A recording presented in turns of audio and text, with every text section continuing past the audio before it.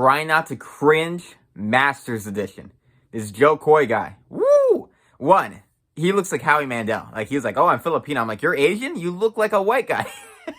But damn, he bombed, and he kept acknowledging that he was bombing. So he hosted the Golden Globes, the whatever number they're at, and he just went for the straight-up generic jokes, pointing out that Meryl Streep is the best, and she wins a lot. Taylor Swift, you're so popular. Robert De Niro, you're here. Kevin Costner, you're here. Ryan Gosling is hot. I'm like, so surface-level, boring stuff. And it's stuff that you hear every year. These guys go for the same generic stuff. It's why I can't stand, like, Jimmy Kimmels and people like that, because I'm like, they're so surface level and boring. This is why Ricky Gervais is great. He goes up there, he slaughters everyone in a room, and he leaves, and it's memorable. You know, Gerard Carmichael, I didn't mind because he didn't care that he was hosting. He went up there, he butchered some names, he threw out a joke or two, said some stuff, and left, and it was like, eh. But this guy was throwing his writers under the bus. He was like, oh, I got this on 10 days notice, and the jokes I wrote are the ones you're laughing at. I'm like, no one's laughing. They're pity laughing you. And you're throwing your writers under the bus. One, don't acknowledge you have writers if you're a comedian. Two, I'm like, you got 10 days. You could come up with 10 minutes in 10 days. I'm like, you got time.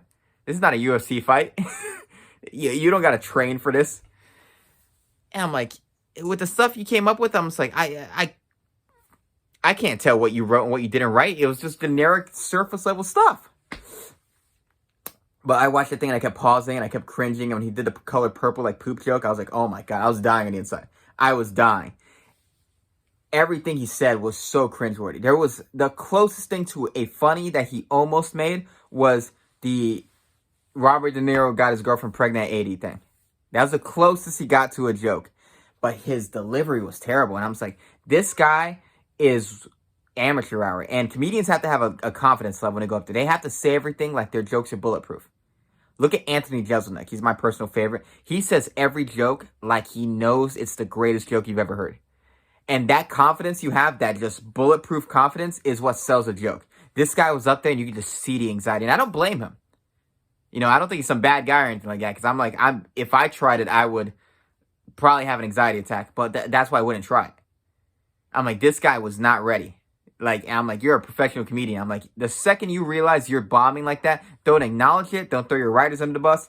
I'm like, you just should have talked and stopped telling jokes when your jokes weren't working and just introduced people to the show, walked off, and collected yourself backstage. Because I'm like, this cringe was killing me.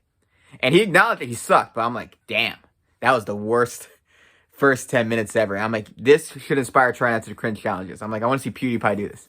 But what do you think? Like and subscribe, and comment below what's your favorite and least favorite hosting gigs at Oscars or Golden Globes. This is least favorite for sure for me.